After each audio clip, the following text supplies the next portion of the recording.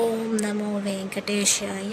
September 28, 2025 ఈరోజు SST tokens టోటల్గా 16,500 tokens అయితే వదిలారండి. రేపు దర్శనం చేసుకోవడానికి, రేపు అంటే 29వ తేదీ దర్శనం చేసుకోవడానికి ఇన్ని టోకన్స్ అనేటివి రిలీజ్ చేశారు. ఈరోజు మీరు ఎస్ఎస్టీ టోకన్స్ తీసుకోవాలన్నప్పుడు ఖచ్చితంగా ఆధార్ కార్డ్ చూపించి తీసుకోవాలండి. అందరూ ఖచ్చితంగా తెచ్చుకోవాల్సిందే. అండ్ నెక్స్ట్ ఎస్ఎస్టీ దర్శనం టైమింగ్ స్లాట్స్ చూస్తే ఉదయం 8 గంటల నుండి రాత్రి 10 గంటల లోపు దర్శనం టైమింగ్ స్లాట్స్ అనేది ఇచ్చారండి. ఈ టైమింగ్స్లో దర్శనాలు జరిగేలా టోకన్స్ అనేటివి ఇచ్చారు. అండ్ నెక్స్ట్ డీడీ టోకన్స్ కూడా అంతే సేమ్.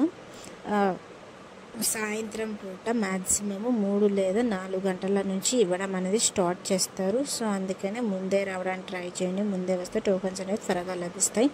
ఈరోజు డీడీ టోకన్స్ అయితే రేపు దర్శనం చేసుకోవడానికి 3,000 టోకన్స్ అయితే వదిలారండి. ఈరోజు అయితే దీనికి కూడా ఆధార్ కార్డ్ కంపల్సరీ. 12 సంవత్సరాల లోపల పిల్లలకైతే ఆధార్ అవసరం లేదు, డైరెక్ట్గా వెళ్ళొచ్చు.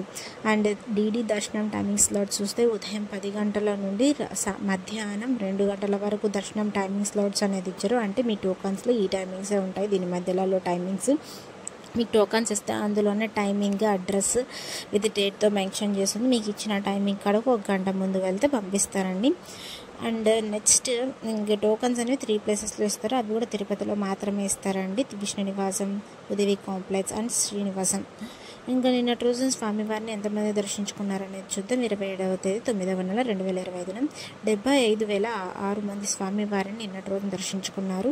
45,413 మంది స్వామివారికి తలనీలాలు సమర్పించారు. 3,36,00,000 రూపాయలు హుండీలో స్వామివారికి భక్తులు కానుకలుగా సమర్పించారండి.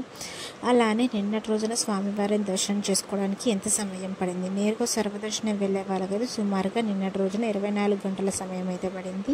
ఇంకా ఎస్ఎస్టీ మరియు డీడీ టోకన్ తీసుకుని వెళ్ళే వాళ్ళకైతే నిన్నటి రోజున 3 నుండి 4 గంటల సమయం అయితే పడింది. 300 రూపాయల దర్శనం అయితే 2 నుంచి 3 గంటల సమయం అయితే పడిందండి నిన్నటి రోజున.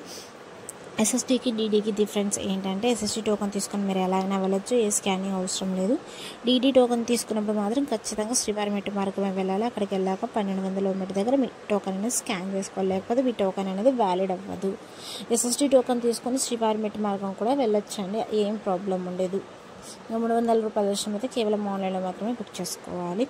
దూరం నుంచి వచ్చే వాళ్ళు మాత్రం ఒకరోజు ముందే రావడానికి ట్రై చేయండి. ఒకరోజు ముందే వస్తే టోకన్ అనేది ముందు రోజు తీసుకొని మరుసటి రోజు అనేది దర్శనానికి అనేది పంపిస్తున్నారు. సో తెలుసుకొని రావాలి దూరం నుంచి వచ్చేవాళ్ళు మాత్రం.